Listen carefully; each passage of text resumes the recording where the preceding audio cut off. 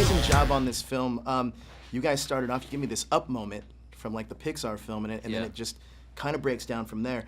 This film has a lot to do with technology, but at its core and its heart, it's about a father and what he would do for his daughter, how far he'd go for his daughter.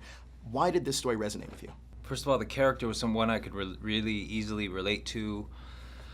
You know, the as soon as, you know, your wife gets pregnant, you start worrying. That worrying muscle is born, and before your kid's born, and it never really lets up. So I get that.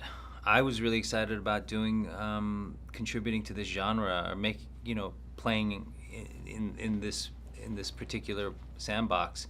Because I hadn't done this kind of movie, hadn't done a thriller. I like them. They're making less and less of them. Yeah. And so that was the real pull for me.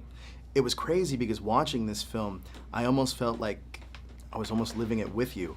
And at times, during particular times in the film, you also, not only as an actor, but you're also kind of playing a camera operator in a lot of scenes too. How difficult was that as an actor? Because you're trained not to look at a camera, and in this film, you're almost trained to have to look at a camera. So how difficult was that for you? It was just weird. I mean, like, you know, it was unsettling because I'm just doing everything the opposite of what I typically do. So I just didn't get a real rhythm going, and I think maybe some of the discomfort was probably useful. Oh. Yeah, I just didn't have any handles to hold on to while making this movie. It was unusual. Another part of this film that I really enjoyed was the story's pretty deep. So when you first opened the script and started reading through it, and you knew kind of what it was, what was your first initial reactions to that? I could, yeah. I mean, there was a lot of, huh? What? How? And the ending, you know, I didn't see coming.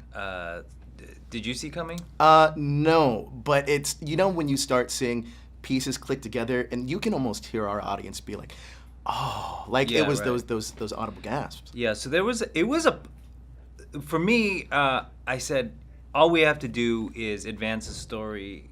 I didn't sweat my acting that much because I thought this story is so good.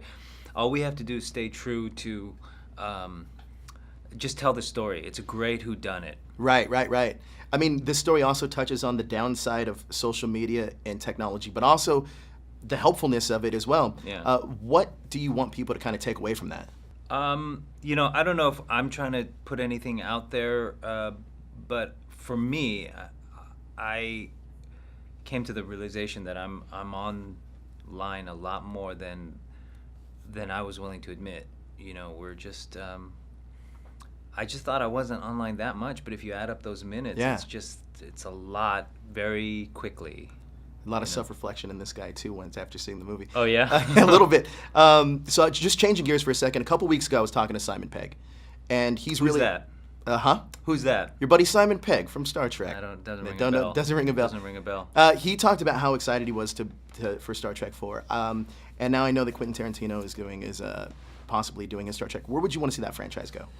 You know, listen, the answer, it sounds trite, but it goes where it always does, which is comment on the world we're living in, give us hope for, you know, I feel like Star Trek appeals to the better angels in our nature, and is that the phrase? Better angels in our nature? It is now. It is now, and so I think it appeals to the best in humanity, and so I'm sure wherever it goes, it will be thinking about where we are as a people and how we can get better, and that is what I love about Star Trek.